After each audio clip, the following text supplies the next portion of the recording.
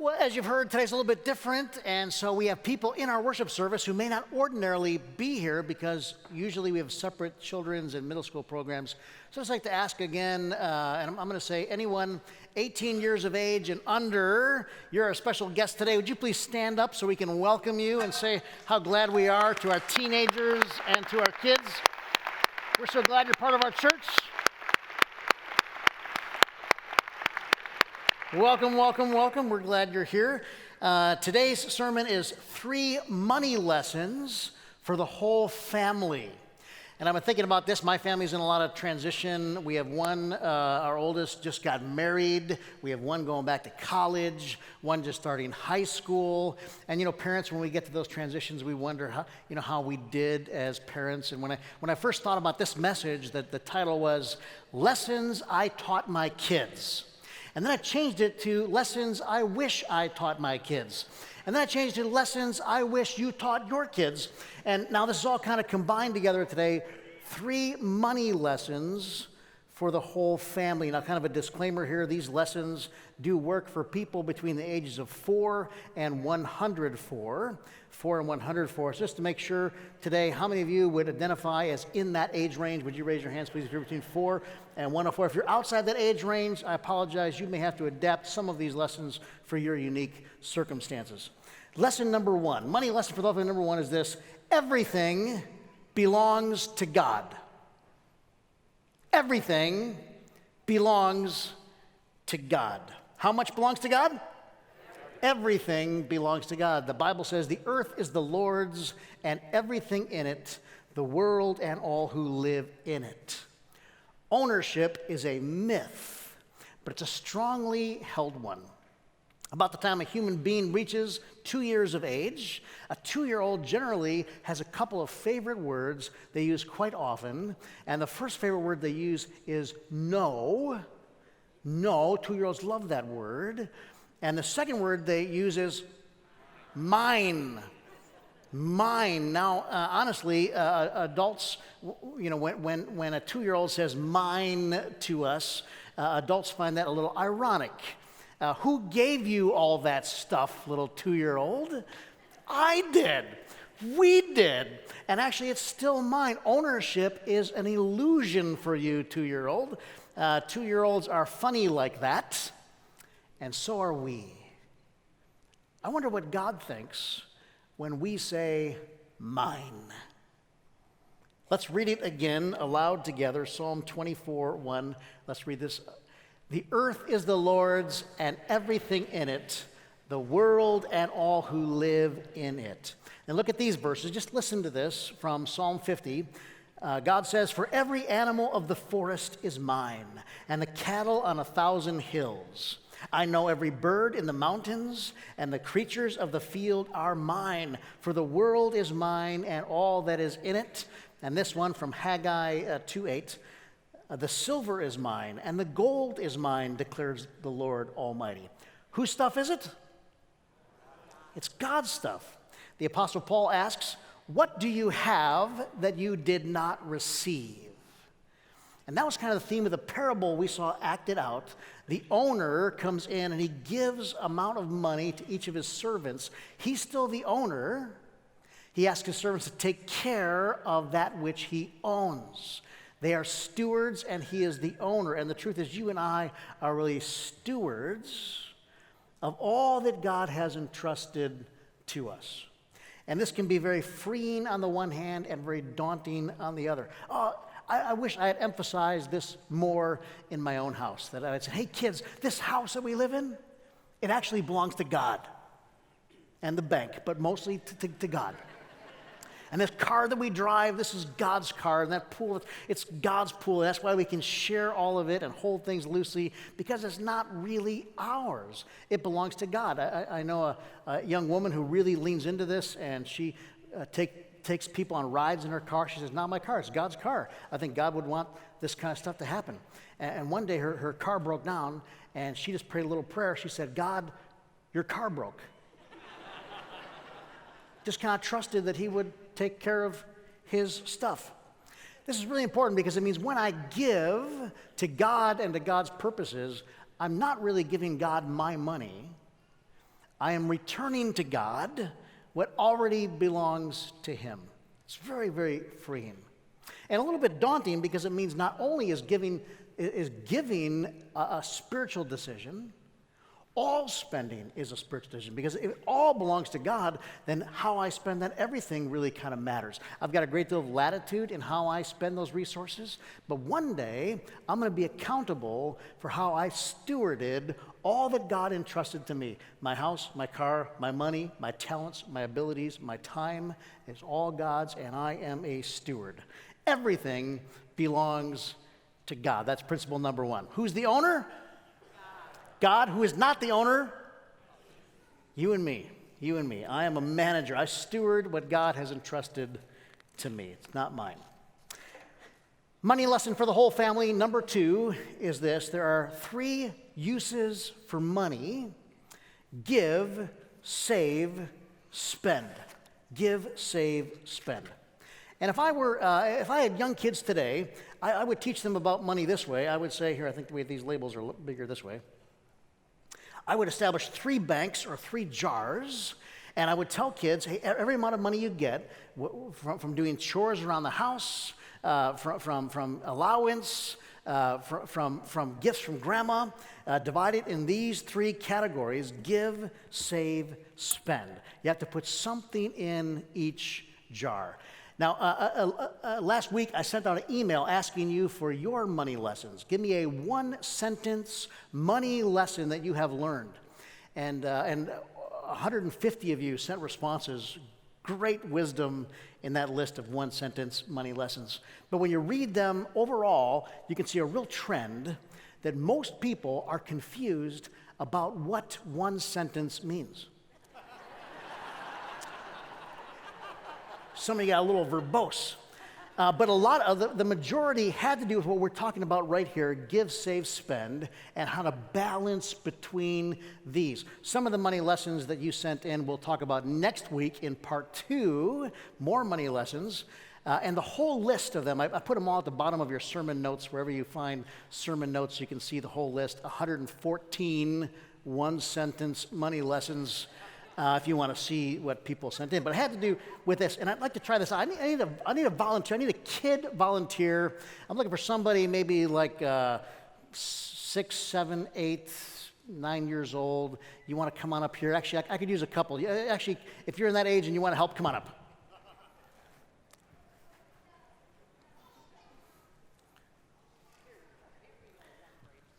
Yeah, come on up. We're going to stand behind these jars. Okay. So we're going to pretend, and I'm going to, yeah, come on up, thanks. Oh, thanks, guys. All right, here's the way, we're going to pretend that I'm going to give you some money. How much money would you like?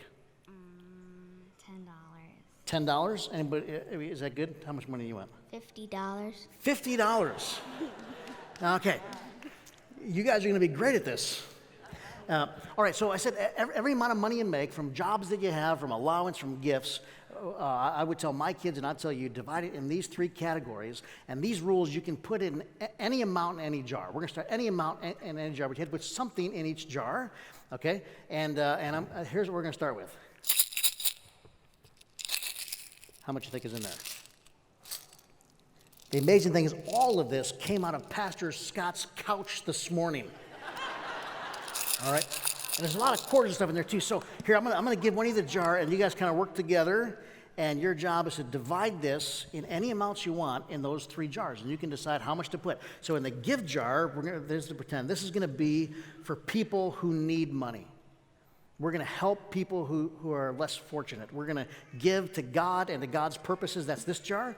And then here we're going to save for something that we want that's kind of big and might be expensive. Anybody got something they'd want to save for? What would you want to buy if you had the money? Anybody got something that they want to buy? You know what would you want to get? You got something you'd want? Maybe an instrument. An instrument? Okay, an instrument. Okay, so let's say you want to save for an instrument, so you got to save up a lot of money there, and this we get to spend. Okay?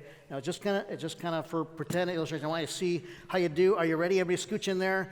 Somebody help each other. All right, go. Pour those coins in. Help each other. Here, let's do this. All right, get those in all the jars.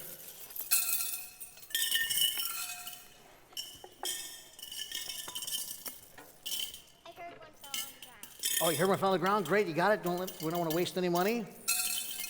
Now, are you guys planning that, or just kind of? All right, this is the random distribution method, which isn't all bad. At least something. They got something in each jar. The money's divided. Thank you very much. Let's thank them for their participation. You can go back to your seats. Thank you. Well done. They divided their income among these 3 jars. Now, my experience is that most children and most people gravitate toward one of these jars more than the others. For a lot of people, we think it's the spend jar. One of my kids was this way when he was little. He wanted to spend everything that he got. Money was burning a hole in his pocket. He wanted to spend, spend, spend, spend. And to that child, to that adult, we say what? Don't spend everything. Got to put some money in savings for long-term needs, and you got to give some away because God wants that, and that's one of the purposes of money. You have to do that, and so we help that. But not everyone's wired that way. Some people are natural savers. And our second child came along, and he was a saver, and some of you are natural savers, and you want to put everything in this bucket. Save, save, save, save. I'm going to put everything, I'm going to stockpile it. I'm not going to spend anything at all. I'm not going to give anything at all. I'm just going to hoard, hoard, hoard, pile, pile, pile, save, save, save. What are you saving for? I don't know. My instinct tells me to save, save, save. And to that person, we say what? Great, you got the saving down, because a lot of people don't save. And so proud of you that you're a saver. Man, that is fantastic. That's going to serve you well. But don't save it all.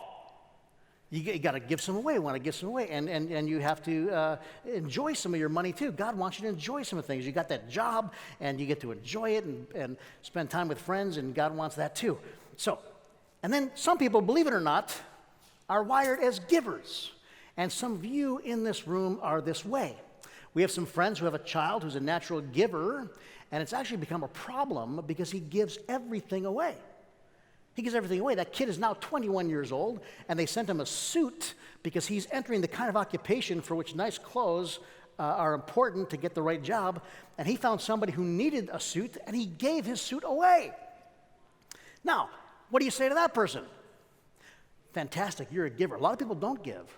And God has given you a heart to give. That comes from God himself. Fantastic. Applaud that. So wonderful. It's God's heart. But don't give everything away. You got to save some for yourself, and you have to wear clothes. You have to have your own clothes. So my experience, most people in this room probably have one of these jars that is your favorite instinctual jar. Is that true? And my guess also is if you're married, you probably married somebody who has a different favorite jar than you do. And so we kind of help each other in this. Now, there are a lot of Bible verses about all these jars. Here's an example on the save jar from Proverbs chapter 6. Go to the ant, you sluggard. Consider its ways and be wise. It has no commander, no overseer or ruler, yet it stores its provisions in summer and gathers its food at harvest. Now, you may not want to call your children or grandchildren sluggards. That may not be motivational. But God's word is saying, look, even ants, even insects have an instinct to save, and actually you all do too. We are made in the image of God, and you actually have an instinct to give because we're made in the image of a generous giving God, and that's why it feels good sometimes when you do it because you're doing it according to your wiring. You have a God-given instinct to save. These instincts might have been suppressed over time, but you have it here because God's a prudent God, and God is a God of joy. And sometimes the best thing you can do with your money is to sip a nice latte or enjoy time with friends or a family vacation. The Bible says a lot about joy. These are all here. Here's another one from the Bible, Proverbs 21:20. The wise store up choice food and olive oil, but fools gulp theirs down. Again, you might not want to call your kids and grandkids fools or sluggards, but the Bible has a lot to say about all of these categories. Now, so I start with young kids, put any amount in any jar, just put something in each jar. Level 2, I establish minimums and maximums. Minimum 10% in the giveaway jar. You can put more than 10%, but not less. Minimum 10% in the save jar. You can put more than that, but no less. These are baselines. And if you're doing the math, that means this jar is 80%. That's a maximum. You can put less in this jar. I know people, adults, that put 50% of their income here and then spill over into these. So those are minimums and maximums. So now I need another volunteer, and I'm looking for maybe a preteen or teen. Is there somebody 11, 12, 13 who'd want to come up and help? Come on up. Somebody come help. Somebody come help me. 11, 12, 13. Here comes somebody. I can have somebody else if you want to send up a couple. Great. Thank you for coming up. Anybody want to help her? Oh, they're all cowards. Okay, so now you understand the rules. We're taking up a notch here, and what are some things somebody how old are you? I'm 12. 12 years old. What can someone your age do to earn some money? They could do like a lawn mowing other people's yards, Lawn mowing? raking yards, just Raking yards? service around the neighborhood and stuff like that. Right, you can make a lot of money that way. Did you ever do any babysitting? No. It's not worth it. It's a lot. But you could make some money. How much money could you think you'd make mowing lawns in a week? I don't know. Okay, here's where we're going to play this out. I'm going to give you, in this envelope, is $1. No, it's not $1. In this envelope is $100. $100 that I'm going to give to you to leave here on this table. Okay? Now, for convenience sake, it's all $5 bills. It's all $5 bills, and I want you to divide it according to the rules here. So this has a minimum of 10%. So you got to do a little math here. You have $100 in $5 bills. You can 10%. This is a minimum of 10%, and this is a maximum of. All right. So you got a little math going on here. So notice that one of the options I gave you was not to return to your seat with this money. Now again, you can put more, and remember, this is not your money, this is my money, and everybody's watching you, and you can be as generous as you want because it doesn't really matter. And so let's give them a good example of how someone would do that if they made $100 doing lawn keeping.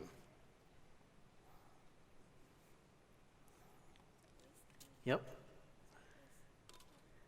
Got the at leasts? You want to put any more in there? You can. You don't have to. But everybody's watching you. A little more saving, that's good, yeah. You've hit all the minimums. You can either dump that all in there or you can beef these up a little bit. It's up to you.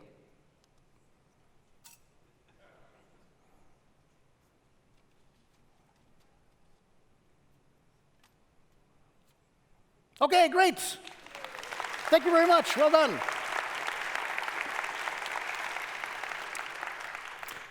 All right, so first I say any amount in any jar, then I establish minimums and maximums, and then level 3, I establish priority and order. Priority and order. And a lot of you wrote your one-sentence wisdom statements about this. You know, the Bible talks about a tithe being the first 10%, and most teaching about the tithe focuses on the 10%. But I wonder if the focus isn't supposed to be on that word first. It was the first that they gave. This was really important to the ancient people. In the Bible also talks about a different kind of giving called first fruits. And in first fruits, the farmers would give their whole first crop, 100%, not 10%, 100% of their first crop would go in faith, believing that more would come. And that takes a lot more. It's first. I think the first really mattered to them. You know, the early Christians changed the worship day from Saturday, which they had gotten from their Jewish roots, to Sunday, in part because it's Resurrection Day, Sunday's Resurrection Day, but also because Sunday is the first day of the week. And they wanted to worship on the first day because what you do first establishes the rest. What you do first establishes priority. And so I wonder if the deal is that we do this first. The first check that I write, the first electronic bill that I pay, the first thing I do is I give, then I save, then I spend. And a lot of you wrote about the wisdom of this because what happens if I do it in the other order? What happens if I spend first? I accidentally spend it all. And then there's nothing left to put in the save. Or I get a little in savings, but then I don't give. So the order matters. The priority matters. And there are a lot of Bible verses about this. I'll just show this one, Proverbs 3:9. Honor the Lord with your wealth, with the first fruits of your crop. With the first fruits. 1 Corinthians 16:12, Paul says, now about the collection of the Lord's people, do what I told the Galatian churches to do on the first day of every week. Each one of you should set aside a sum of money in keeping with your income, saving it up so that when I come, no collections have to be made. The first. Okay, now I need an adult to come up and try this with $10,000. Anybody, any volunteers want to do that? Oh, sure, now I get some volunteers, yeah. Did I mention you have to bring, no, it's okay, I was kidding. Unless you have your own cash, then we can do that here. Yeah, okay, so we have these banks. Here's something I saw similar. This is a one plastic piggy bank. It's a piggy bank, but it's got 3 sections to it: spend, save, share. And this is from our friends at Thrivent Financial. Thrivent is a financial planning organization. It's nonprofit, and they're going to host a seminar here in this building a week from Wednesday. Not this Wednesday, but next Wednesday. Financial planning for children and their parents. Grades kindergarten through 5. Kindergarten through 5 and their moms and dads. Finances for kids. Finance for the family a week from Wednesday. And everybody who comes gets one of these piggy banks for free. So if you want one of these piggy banks a week from Wednesday is when you can come. Pretty cool thing. Okay, the third and final money lesson for the whole family is this. Don't let money define you or control you. We got to teach our kids, our grandkids, and ourselves this lesson. I've heard it said money is a tool, a test, and a testimony. It's a tool, a test, and a testimony. It's a tool, a test, and a testimony. Money is a tool. It can accomplish great things. Money is a tool that God sometimes uses to shape our character. God can use money to shape our character. It's a test. In the parable of the talents, the owner gives out some of his money as a test. He wants to see how his servants do, how responsible they are. And it's a testimony because how we manage our resources says to those who are in a watching world what we value. Money is a tool, a test, and a testimony. Here's what money is not. Money is not a statement of your value as a person, right? Your net worth should never be confused for your self-worth. This is really important. Money is not a statement of anybody's value as a person. Never let money affect how you see people, kids, teens, adults. Money is not, listen, money is not a reason to choose a certain job or vocation. This is a hard one for us parents as we're coaching our kids. Your job, your vocation should be chosen based on the gifts that God has given to you, based on the passions God has placed inside of you. Do not make decisions solely based on money. And money should not determine how you vote and what you value. Go back to money lesson number 1, which is everything belongs to God. What belongs to God? Everything belongs to God. So listen, your money is not your money. So don't worry about it. Don't clutch onto it. Don't let it create your sense of self-identity. Don't ever think that your net worth is your worth to God.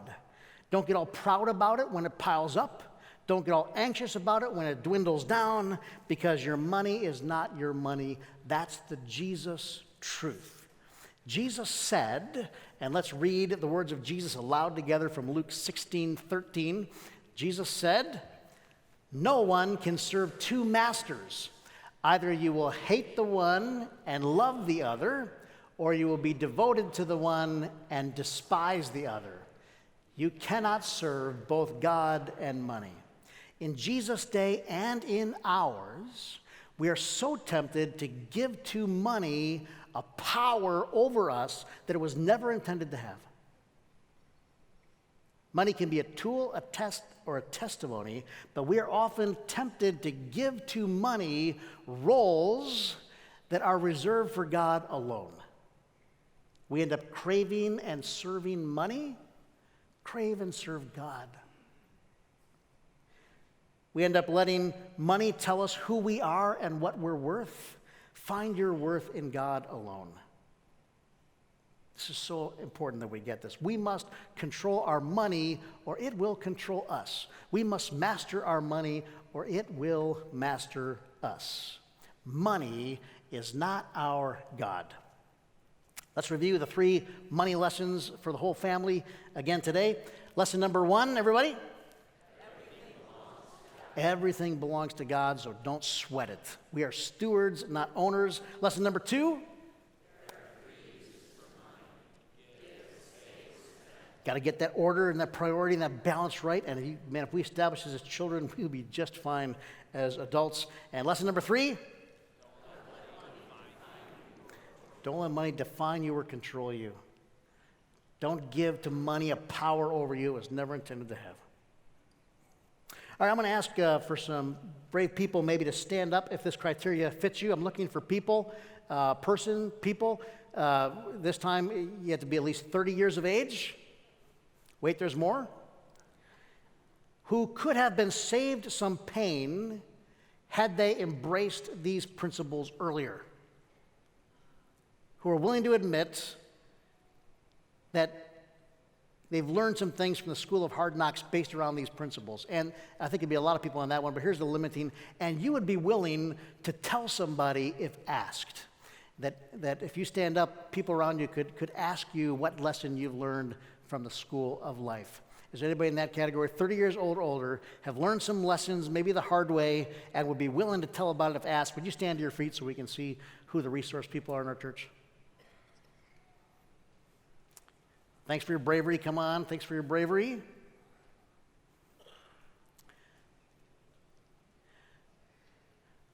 Okay, I got to believe it's fear of the public limelight that's keeping some of you in your seats. But look around. These are your resource people. These people have said they'd be willing to share their story with you.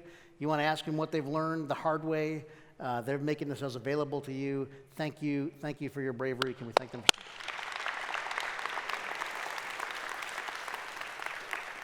All right, next Sunday, 3 more money lessons for the whole family. 3 more money lessons for the whole family. Hope you'll come back for that.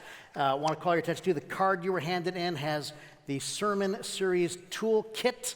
Here are some resources. The class that I mentioned from Thrivent, it's the first one on here. Information about all these can be found at ward.church/newsfeed.